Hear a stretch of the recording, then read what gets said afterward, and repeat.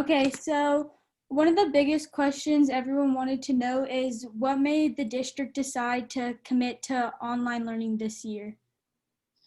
Yeah, so obviously, as your may or actually may not know, um, all schools within the county were actually prohibited from returning to in-person by state law because the governor had established indicators based on the number of cases that were uh, occurring. So there were a number of indicators that were listed, and basically it was cases. The number of COVID cases in our county were too high, and so the mandate was that we could not begin in-person instruction until the cases reduced. So the good news is as of today's August. What is today? Today is the 27th of August. The our county officials, our health officials, have actually given some guidance that if the cases remain low as they are right now, we could actually start to begin returning to in-person under the CDC guidelines, still maintaining 6 feet apart, masks, but that's actually good news for us to return to in-person.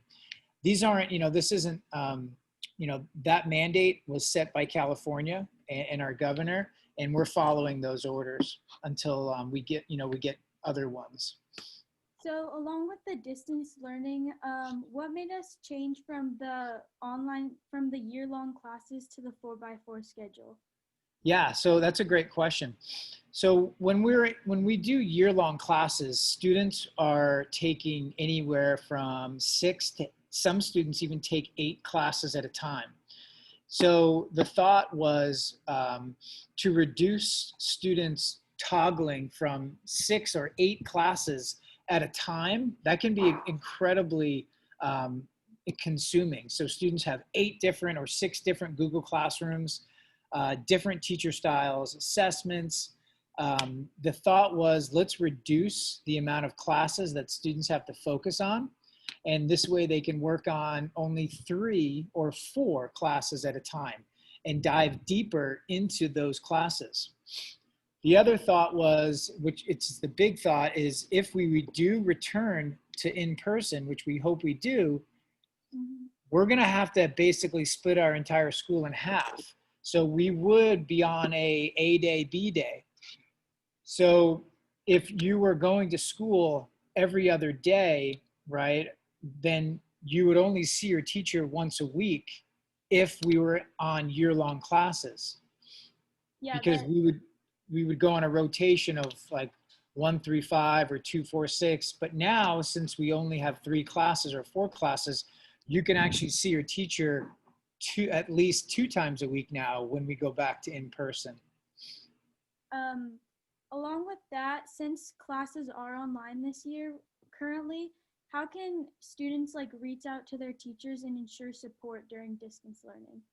Yeah, so obviously right away, everything that's being done is through email, Google Classroom. So the easiest thing to do is to reach out to your teacher directly and ask for help or support. The good thing is, again, with this model is that teachers don't have fewer classes to manage. So students should be able to get the help. I know that teachers post items in Google Classroom, and students have to be resourceful, and they have to take time to read the documents and what's posted in Google Classroom. It is a new style of learning, and it does require students to have self-initiative. Right. Where they have to persevere and actually open documents and read them and put some thought and consideration into the work that's being put in front of them. Yeah, so going along with that too, I know last year and previous years we've had night zone and extra tutoring. Is there anything offered like that online for students? Yeah, we're obviously Night Zone will be starting up again, and that's again going to be in a learning center format where Students who need help in algebra or geometry would have there be specific rooms and specific, in this case, it would be like Zoom meetings for that. But we also have teachers who do offer individual support after school, and they can reach out and communicate with them for those after school opportunities. I know a lot of teachers are setting up one-to-one support opportunities. The other neat and exciting thing that's coming out that's new this year, it's a product called Paper, and it's an online free tutoring support service. Our district has gotten a license for every student, and students would actually be able to log in and get 24/7 online tutoring support in of almost every subject area. They could even get feedback on their essay. They can get help on their math homework. It's an interactive tool that you work with actually a live tutor on the other end. It's like a website that you can go on? Yeah, it's called Paper. Okay. Information will be coming out fairly soon regarding the use of paper. Our teachers are just being trained on it, and they actually learned about it today. Okay, and then, so regarding school returnal, you were saying how like the county says it's safe to when to return. Is there anything like the school is judging it based off of besides like the county guidelines on when we can return? Yeah, so it's a great question. So the first step is that the county has to give us the green light to say schools can reopen, okay, based on the indicators. Now, once we have the green light, there's still a number of things that we as a district need to put together. And so the governing board, which is our district, and our board, and those are elected officials who work in tandem with the district office to actually build and accept a plan for reopening. And that's a plan that's we're still working on, but obviously first and foremost is focused on health guidelines and making sure that we keep students safe in our school sites. So that plan is still being worked on, and then will be communicated to the public so that we can help educate our students and our staff. And do we have certain measures we'll be putting on place on campus to ensure safety? Yeah, so one of them, the most easiest one is masks. Every student will need to be required to wear a mask. The other one will obviously be social distancing. So your classroom will look a lot different. And in the past, we usually have pods where students are sitting facing each other. In this new realm, students would be spread out 6 feet. There would be fewer desks in the classroom. We're also going to be putting in place signage. We would also be splitting our lunches in half. So we would actually have 2 lunches. So there'd be obviously a lot of changes. As students come into the campus, they would be accessing through the 2 main points for us, and they'd also be receiving a temperature check. Okay, so right now also students are on like online classes with 40 some kids. Are those classes going to be like split up when we return? That's correct. So what we would actually do is we would go to an A day and a B day rotation. So we would have half of the class go on the A day and then the other half go on the B day. And is there going to be a certain way we decide who goes on the A day or the B day? So what we're talking now is there would be a random selection, but that families and siblings would obviously have the same day so that parents could get their students to school on the same day. So they wouldn't have to be taking, students on off days. Right. And then do we have future plans for like senior events like prom and graduation? I'm hoping that we obviously can have those events on campus. We just don't know yet what those parameters, and what, the spring of 21, because that's essentially what you're asking, what the spring of 21 will look like. We don't know that yet. I would say worst case scenario, we do a very similar graduation that we did for the class of 2020, where we do drive through and we do it really intimate and special. The prom, I don't know. We'll have to see when we get there regarding what we're allowed to do when the time comes. Okay.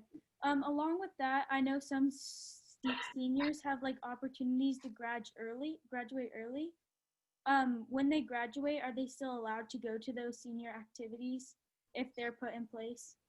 Yeah, I know that because of the 4x4, students are allowed to take a few extra classes. And if we have spots available, I know that counselors are working with individual students and their families to accommodate that. We actually, I can't, we haven't decided yet regarding that.